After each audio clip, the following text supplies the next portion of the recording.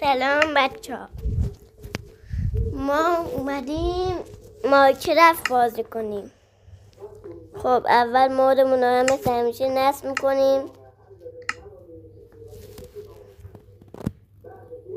میذاریم تا نصب بشه مودمون.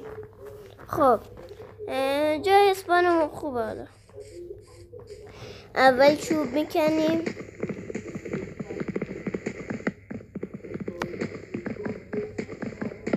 خب وقتی چوب کردین روی 3 نقطه میزنید همینطور این، بعدش اینو میذارین اینجا، بعد از اینا میگیرین.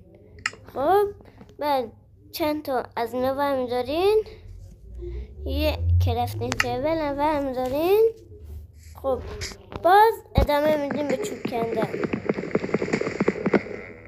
خب یک دونه چوب بسته، کرافتینگ تیبل میذاریم، با کلیک راست میتونیم بزنیم، نگاه اینجا کلیک میکنیم میتونیم بریم توش، و پیککس میذاریم، پیککس چوبی،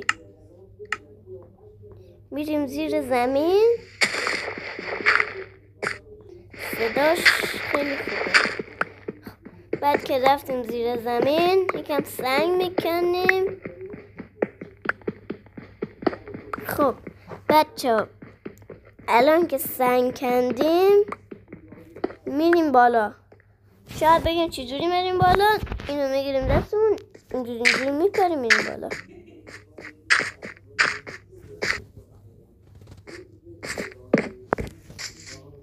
خب بعد الان میریم اینجا یه پیککس میسازیم، خب با یه شمشیر و یه از اینا. خب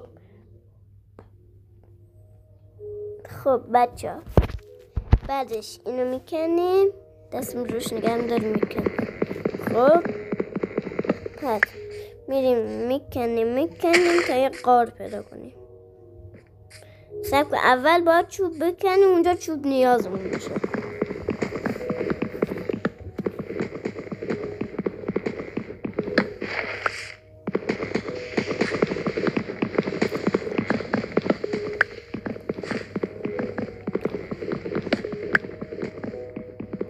خب بچه ها الان که اینجوری کردیم میخوایم بیام اینجا همون کاری که کردیم بازم انجام میدیم.